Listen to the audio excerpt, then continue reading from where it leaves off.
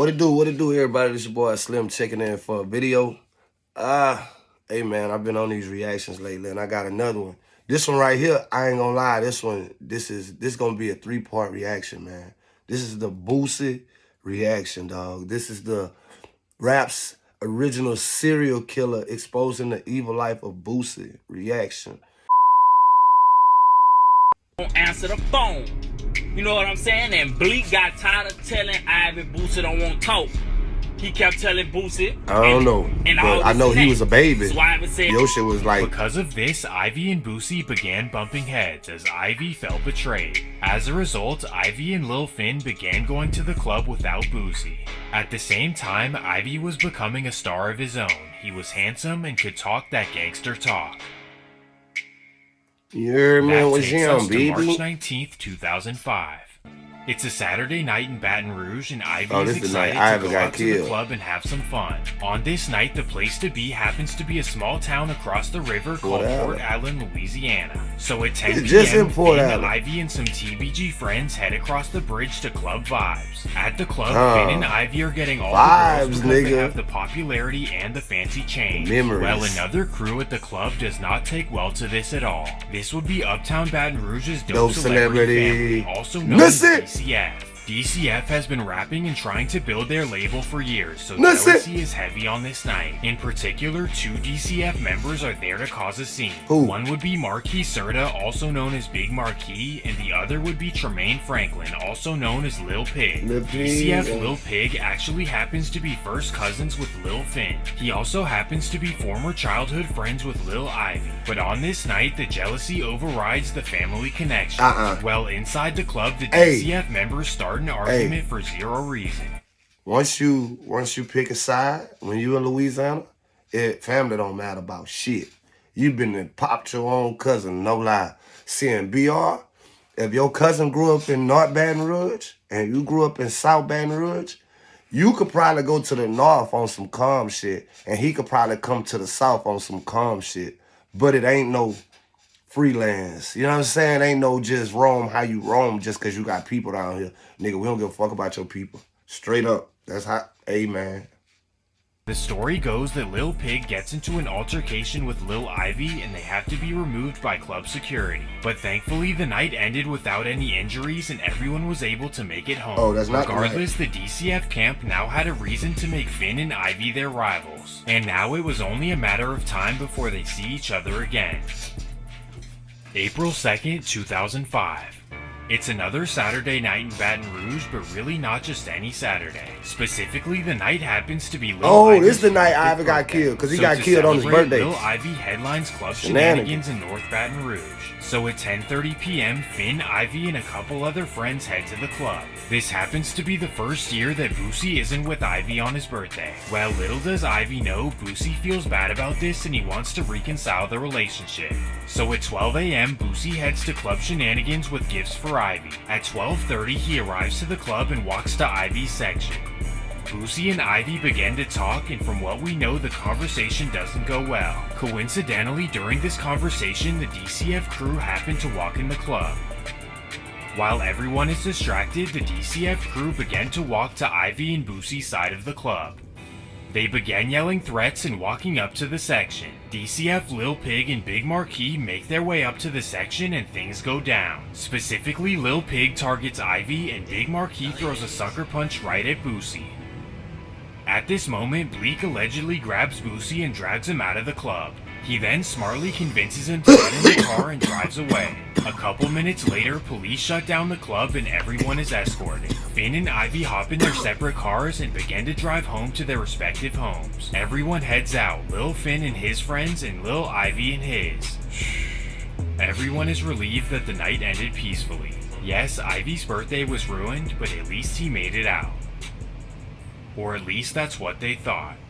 Ivy happens to live in a suburban area all the way in eastern Baton Rouge, so he hops on Interstate 12 East headed to his home on Cavalier Drive. At 2:20 a.m. he gets off the freeway at the South Sherwood Forest exit. As he's heading down the street in his tinted car, another car pulls right beside him. Ivy died from a leg shot. The car then rolls down their window and bang! Baton Rouge stopped the next morning when everyone got the news. Ivy was an up-and-coming star and everyone was devastated. On top of this, they were wondering why this even happened. People from South Baton Rouge were looking at Boosie sideways because they knew that he and Ivy were not on the best terms. But those who were at the club... It's so funny using cash right now, and I remember this shit. So few people use it. I just handed some coins to the guy at the coffee shop, and he Boosie turned up that so night, bad knew after exactly this. what this was about. That nigga. It simply had to be DCF. But you may be wondering how DCF followed Ivy's car from the club all the way to the suburban neighborhood. Mind you, this is a pretty far drive and a random place to go. It seems like a far-fetched that they followed them from the club all the way to the house. But then you remember that Lil Ivy and Lil Pig used to be close friends, meaning that there's a chance that DCF already knew where Ivy lived. Regardless, everything around the situation remained quiet for quite some time. But then, 2 months after the incident, a man was pulled over in North Baton Rouge. Police searched the car and were able to find the weapon used against Ivy Smith. However, after proving that he was out of town on April 2nd, the man was let free on the Ivy charges. Everyone was even more confused as this man had nothing to do with Boosie or the DCF camp. No one was claiming to have done this, so the mystery remained. In the meantime, Boosie repped hard for his friend Ivy even though they were on shaky terms. He gave money to Ivy's family and he stepped up as a father for his young son. On top of this, he made sure to keep his name alive through shoutouts and dedications in his music. On a positive note, the loss of Ivy brought Boosie and his friends back together. This ultimately put the rumors that Boosie had done it down the drain. And 2 years later, some hands began to reveal themselves. In 2007, Big Marquis began dissing Boosie out of nowhere. He claimed to have broken Boosie's 2 front teeth that night at the club, as he stated in multiple songs. He even began to call himself Mr. Two-Piece for the 2 punches that connected with Boosie's mouth. At this point, Baton Rouge did not know yet that dissing Boosie was a major mistake. To make matters worse, at the same time, rumors began to circulate that Lil Pig was responsible for Lil Ivy. For these reasons, Boosie was now infuriated at the DCF camp and something needed to be done. Get him, Finn. Obviously, as a superstar rapper, he wasn't going to Shit so do it gangsta himself, make your so man, man, instead, lay you he down. needed his friends to step Go up. get him, Finn. This right here placed Lil Finn in a major dilemma.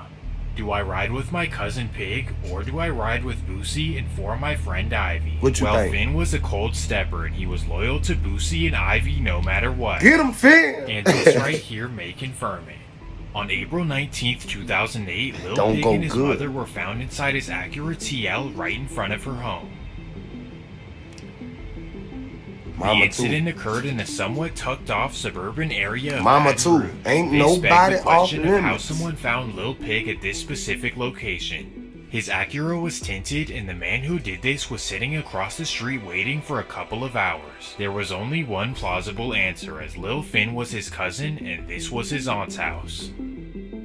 Lil Finn was never found guilty, but the streets of BR took this as a fact. Boosie began shouting out Lil Finn in his music under his other nickname Gangster Nick. In fact, he has a song called Gangster Lil Nick where he depicts the character of his young friend. In the song he says, "We lost Lil Ivy and he turned up his pressure." He also says he wanted everyone to know he did that. And lastly, he calls him his light-skinned stepper with 2 Glocks and a stick.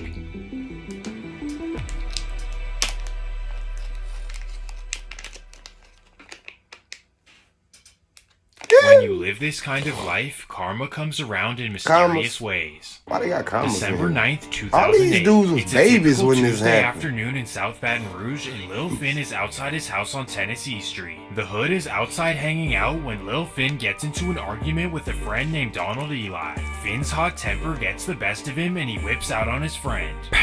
He misses and Donald sprints behind the house. Finn follows him to the back of the house, but this time Donald is ready. Drop. Donald was arrested directly after the incident. However, once police got the full story, they realized that it was self-defense. And as you would expect, all of the charges for Donald Eli were dropped. Regardless of the circumstances, the incident devastated Boosie as Finn was one of his closest friends. He was also upset because Finn was the only one proven to put in work after the loss of Ivy. Everyone knew that he was the main enforcer on the Boosie side, so this loss had some serious implications. Boosie was no longer protected like he once was, and things would only get worse a couple of months later. What? Boosie was pulled over in Baton Rouge and officers found 7 grams of green stuff in his glove box. Now you may scoff at this, but in Louisiana this is a serious charge. Because of this, Boosie was sent to jail facing 2 years. Get fee-free overdraft up to $200. Yeah. That's why I got so many niggas in jail. It's all the time up today and get started. They put you in jail for anything. They still put people in jail for weed. Not no more. They finally let up on it, but for the longest. In Angola State Prison. So now with Ivy gone, Finn gone, and Boosie locked up, the DCF rivals began to get bold. DCF was headed by a rapper named Nussie, who by this time was already in his 30s. Because of his age, Nussie wasn't really involved in the DCF street activity. He was simply an older guy who was grasping to have a rap career. Well, while Boosie was away, Nussie began trolling tremendously. First, he dropped a mixtape with the same exact cover as Boosie's album, except with his own face on it. The strategy worked for Nussie as his music started selling. You know, so now I'm getting radio play. I'm in the club, my CD's selling off the shelf. You know what I'm saying? But the trolling would get even worse. Was on that fucking on his next project, he used Ivy's vocals and put them on his own song. He even started halfway claiming that he was the one responsible for the loss of Ivy. This was a man playing with fire, especially because Boosie was coming home soon. Shortly after this, Boosie's charges were reduced and he was sent home on house arrest. Boosie versus Nussie was the new beef in Baton Rouge and everyone was curious what would happen. But for Nussie, he didn't see it as beef, as he would clear the air with a local interview. You know, but as for the Boosie incident, the so-called beef with me and Lil Boosie, I ain't got no beef with Boosie because I talked to him. I remember this. 4.5 months ago at the airport. I flew in from Mexico. I got a call that he was getting off the airplane. He was on his way to Baton Rouge because I knew somebody on the plane. I said, damn, this is the perfect time I can go catch him while he by himself. Right. Where I ain't no entourage, just me and you, you know. Now, he wasn't acting like no nothing. You know, he stood up like a man. He talked to me. He told me that he ain't never crossed me. He ain't had nothing against me. He told me to look up to me in the streets. And I told him, well, my feelings were hurt because nigga told me, yank my sign down, which was petty, but it was big to me because I feel like we know each other and I just talked to you, and for you to do that is like you shitting on my dreams, bro, you know. So he told me he didn't do it. I told him, well, shit, ain't no beef, you know. Just like I say, when I say things about people on songs, people gonna blow it up because they think it's gonna be, you know, but just don't know I'm entertaining my listeners, and I talk about anybody, you know. I could be with my boy, when he make me mad, I might jot a little line about his ass, you might see us later on. So make a long story short, people that count on too. Ain't nobody really tripping. No, it ain't nothing personal. You know, like I said, I told him, I said, man, I'll be less than a man to do you. This is where Nussie got his respect from. Cause see what he's saying right here was all cap. These niggas was at war. These niggas was shedding blood. Like after Ivy died, man, it was real bloodshed on the streets of BR. Now, all my BR people, if you from BR and you know this story better than I do, please get some comments down there and let them know this shit ain't just entertainment. They got the story messed up a little bit, but it's kind of, you know what I'm saying, a kind of an okay timeline. But that nigga Nussie kept it. This is what keeping the gangster is. When you got beef with a nigga, and everybody know you got beef with a nigga, but when somebody come around ask you about it, man, we ain't beefing. Man, we cool. I talk to him. That's my dog. That's keeping it gangster. Not saying, yeah, when I see that nigga, I'm like y'all do. Y'all tell the whole world. Then when the nigga die, y'all look stupid like, shit, I wouldn't beef with. Yeah, bro.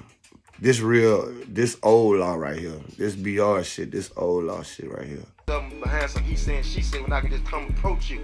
Because we know each other. And I know you and you know me. He even admits it was all a marketing campaign. Yeah, that's what he said. I did it because I had wanted to. I always think about marketing.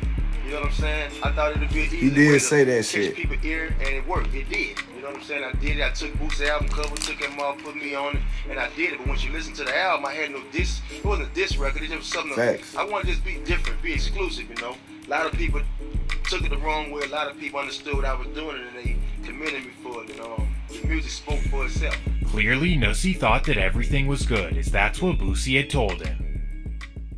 However, this wasn't exactly the case. Like I said, he just kept According it street. to court documents, That's all that is. He knew what was up. $25,000 on Nossi's head. He knew what was up. Right there when he was recording that shit. Called Lil Hey, Finn to hand.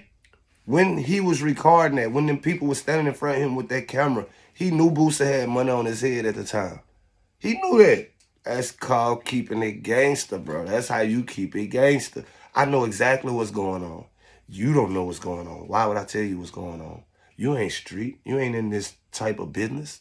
Why would you need to know? So you could tell it? No, it don't need to be told. When somebody get dropped, hey, I said we was friends. It for free, but now it was anyone's ransom. And that introduces us to a young man named Michael Louding, also known as Marlo Mike. Marlo Mike in the back seat section begging of for a Baton body. Rouge and was best friends with Lil Fat. If you're unfamiliar, Lil Fat happens to be the son of Trill CEO Melvin Vernell. Oh, Mel. Doesn't matter now, but will later be relevant. At this time, Marlo Mike was got only Lil 15 Trill. years old, but had already built a dangerous reputation. Hold up. Everybody's still kind of in the limelight and shit. Where the fuck Lil Trill at? This nigga is Mel's son. He got money regardless of if Trill was making money. Like, where the fuck Lil Trill at? I don't know, bro. I ain't seen Lil Trill. I'm gonna look him up. I'm gonna look him up soon. He was raised in extreme poverty, in and out of abandoned homes, and was raised by all kinds of different family members. Because of this, Marlo had no sense of family or structure and was desperate for appreciation and attention. Well, for a couple of years, Marlo was used as an enforcer for Trillian T and Lil Fat. And once he heard about Boosie's ransom, he was eager to cash in. That boy wanted that bad.